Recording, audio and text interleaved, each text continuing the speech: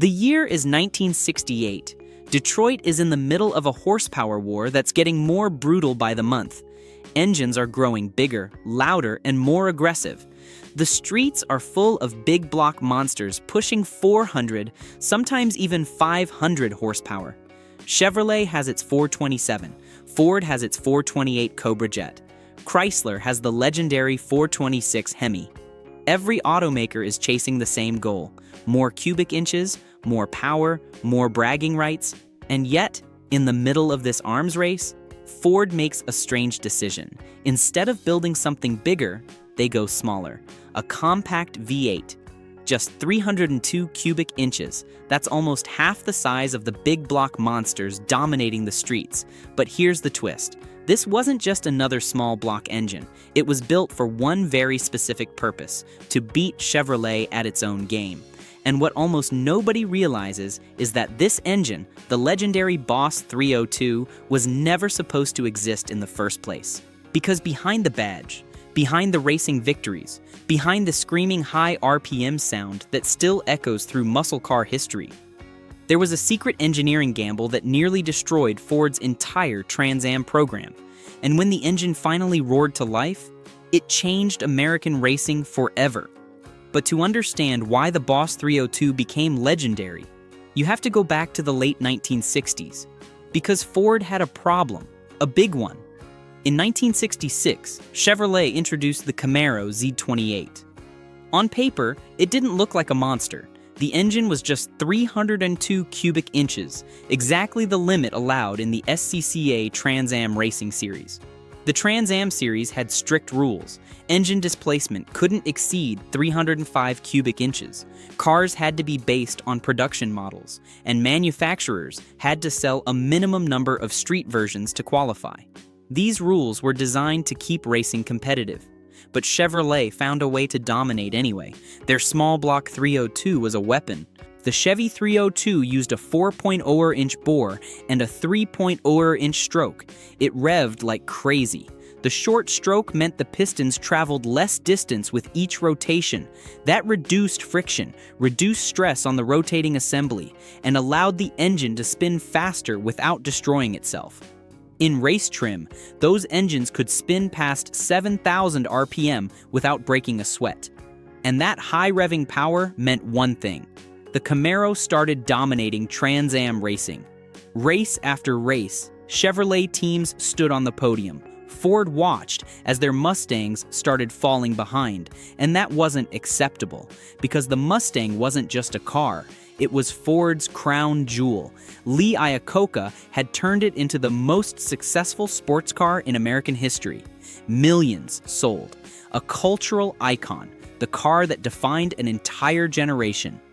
Every young American dreamed of owning a Mustang. But in racing, the Camaro was stealing the spotlight. And in the automotive world, racing success meant everything. Win on Sunday, sell on Monday.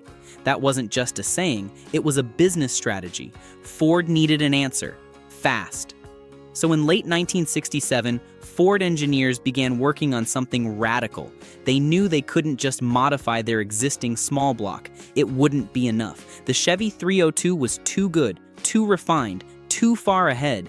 Instead of building a new engine from scratch, they decided to combine two completely different engines into one, and that decision would create one of the strangest hybrids Detroit had ever seen.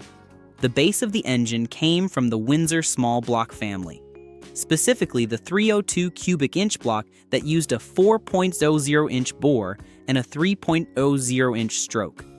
The Windsor engine had been around for years. It was proven, reliable, compact, solid foundation, strong, but the real magic happened on top. Ford engineers borrowed cylinder heads from a completely different engine, the Cleveland 351. Now, the Cleveland engine was a different beast entirely. It was designed for performance from the ground up. These heads had massive ports and large valves. 2.23-inch intake valves and 1.71-inch exhaust valves. That was enormous for a small block engine. Compare that to the standard Windsor heads, which used much smaller valves. The difference in airflow was staggering.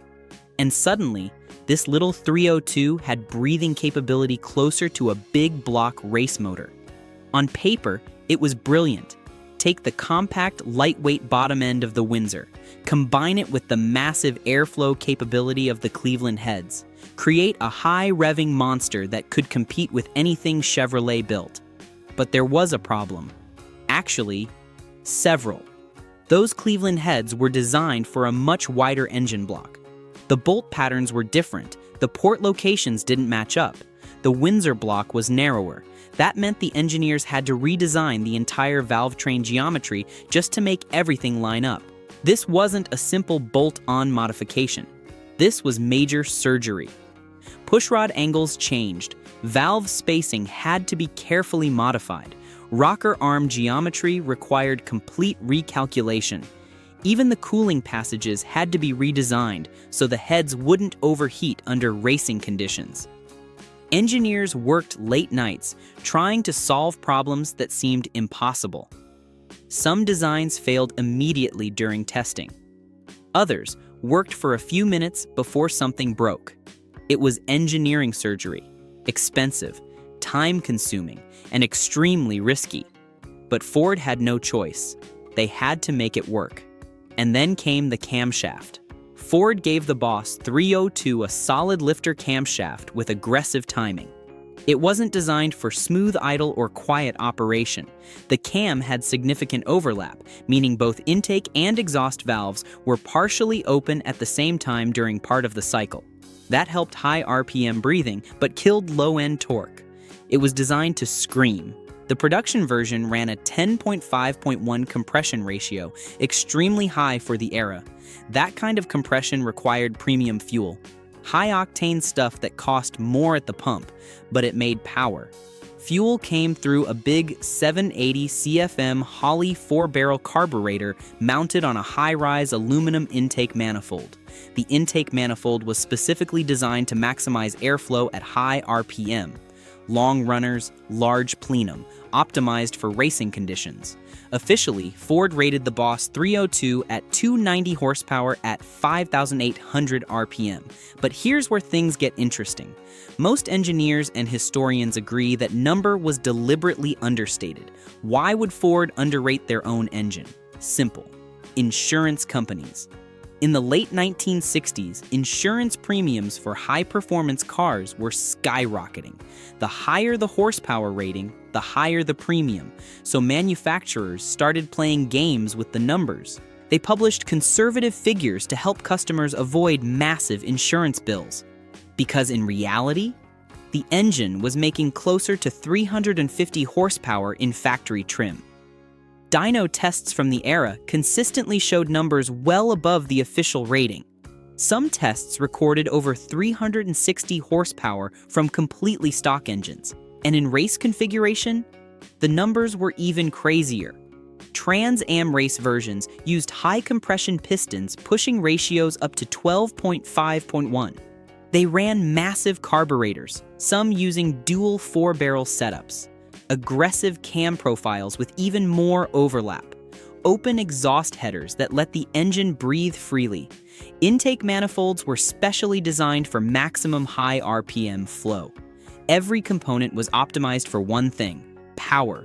Horsepower jumped to around 470 to 500, from just 302 cubic inches.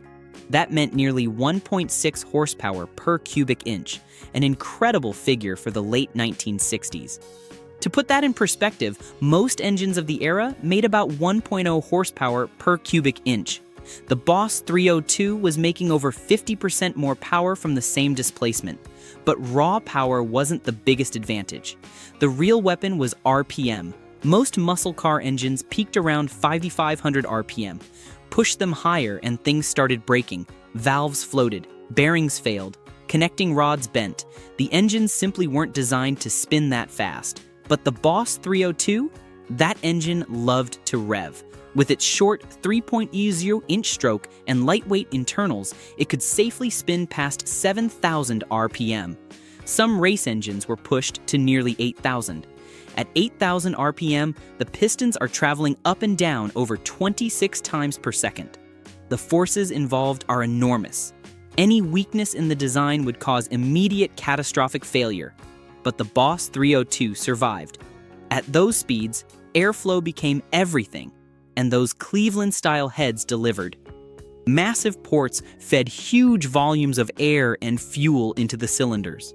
The large valves opened wide, allowing the combustion chambers to fill completely even at extreme RPM. At full throttle, the engine sounded less like a traditional V8 and more like a mechanical chainsaw ripping through the air. High-pitched, screaming, violent. Drivers described the sound as unlike anything else in American racing. But there was a problem. Actually, a big one. The huge ports that made the engine amazing at high RPM also created terrible low-speed performance. See, airflow velocity matters. When air moves slowly through a large port, it doesn't atomize the fuel properly. Combustion becomes inconsistent. Power drops. Below 3,000 RPM, airflow slowed down so much that throttle response felt sluggish. Street drivers noticed it immediately, pressed the gas, and nothing happened. The engine felt dead, lazy, almost broken. Until suddenly, bam, the engine came alive like a switch had flipped. Once the RPM climbed past 4,000, the Boss 302 transformed. The ports filled with high-velocity air. The valves opened at perfect timing, and the engine pulled like a rocket all the way to redline. Ford engineers knew this wasn't ideal for everyday driving. Regular customers might not understand. They might think something was wrong with their car. But they didn't care, because the Boss 302 was built for racing.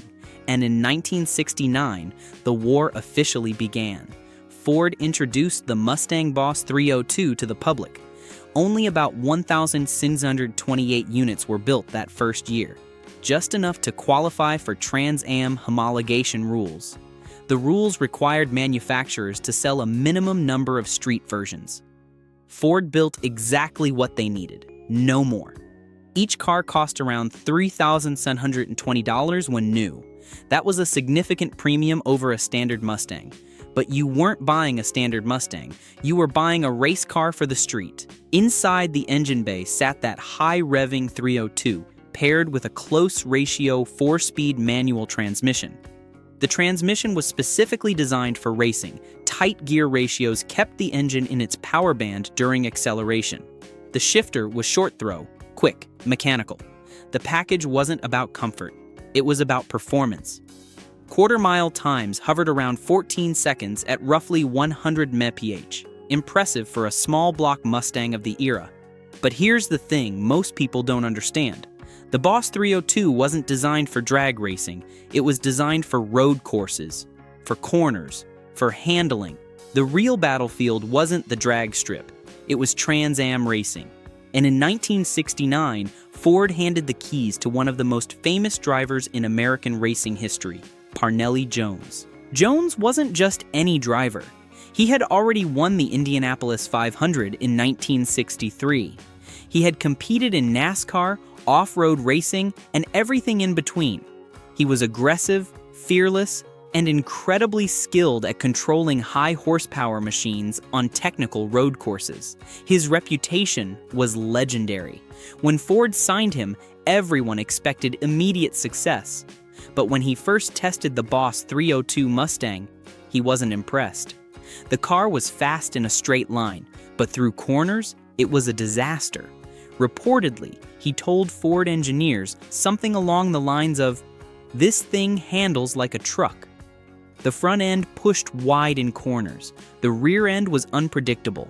The suspension couldn't handle the power. That was the moment Ford realized something critical. The engine might be brilliant, but the car needed serious work. So they went back to the drawing board. Suspension geometry was revised.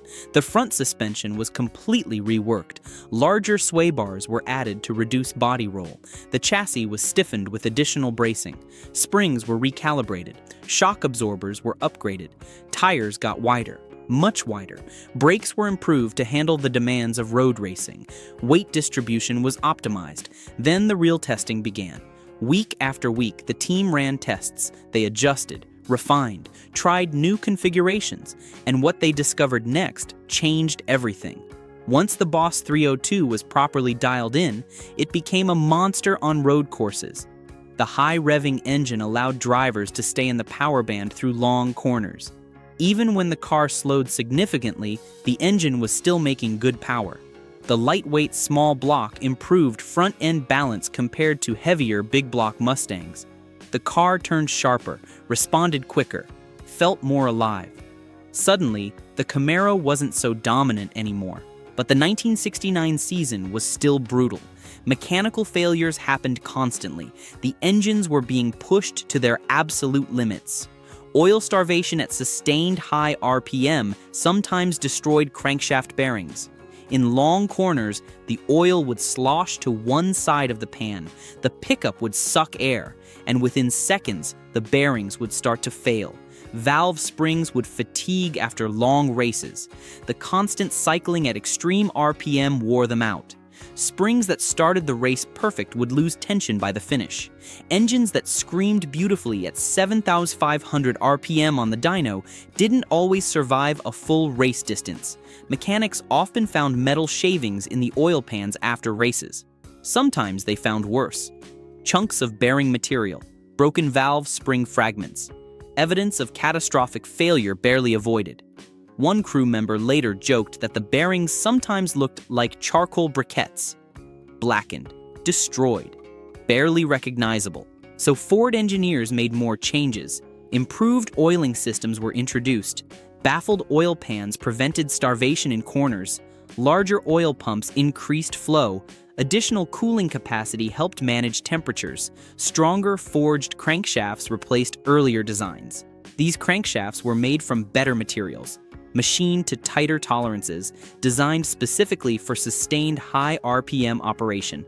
Valve springs were upgraded to handle sustained high RPM abuse. Titanium retainers reduced valve train weight. Stronger push rods prevented flex. Every failure taught them something. Every broken part led to an improvement. Slowly, reliability improved. And by 1970, everything came together. That season became legendary. Parnelli Jones and teammate George Falmer drove the Boss 302 Mustangs with terrifying speed and consistency. The engine screamed down long straights at over 7,200 RPM. The sound was unmistakable, high-pitched, intense, almost violent. At tracks like Laguna Seca and Riverside, the Mustangs were nearly unstoppable. Race after race, the Boss 302 began stacking victories. The Camaro Z28, once dominant, suddenly had serious competition. Chevrolet teams scrambled to respond. They tried new configurations, different setups. Nothing worked. The Boss 302 was simply faster, and when the season ended, Ford had done the impossible. The Mustang Boss 302 won the 1970 Trans-Am Championship, the very series Chevrolet had dominated just a few years earlier. For Ford, it was more than a racing victory. It was proof that the gamble had worked. A hybrid engine built from two different V8 families had beaten one of the most sophisticated small-block race programs in America. The engineering surgery had paid off. But like many legends of the muscle car era, the Boss 302's glory didn't last long, because by the early 1970s, everything was changing. Insurance companies began targeting high-performance cars with massive premiums. Young buyers, the core market for muscle cars, couldn't afford the coverage. The Clean Air Act of 1970 introduced strict emissions regulations that made high-compression engines harder to sell. Catalytic converters became mandatory. Lead was being removed from gasoline. High compression ratios became impossible to maintain.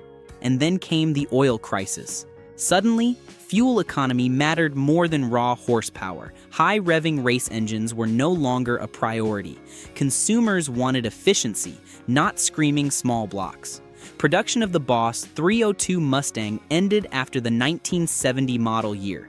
In total, Ford built about 7,013 Boss 302 Mustangs across 1969 and 1970. That's it. Just over 7,000 cars. The engine disappeared from showrooms. But the legend didn't, because over time, something interesting happened.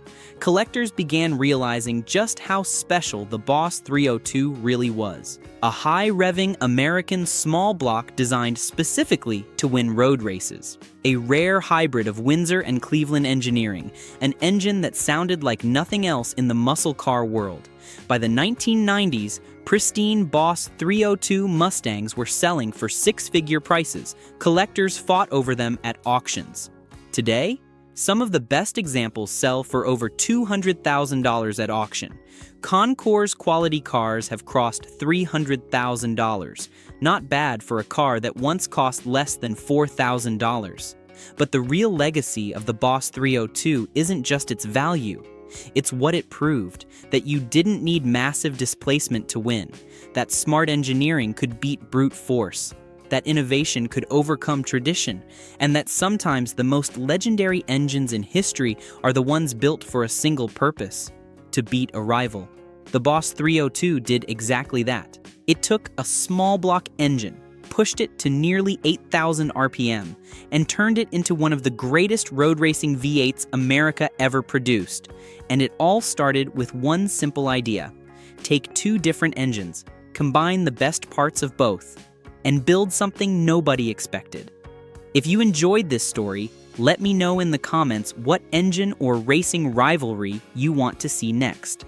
And if you love deep dives into legendary machines like this, make sure to subscribe, because the next story might be even wilder.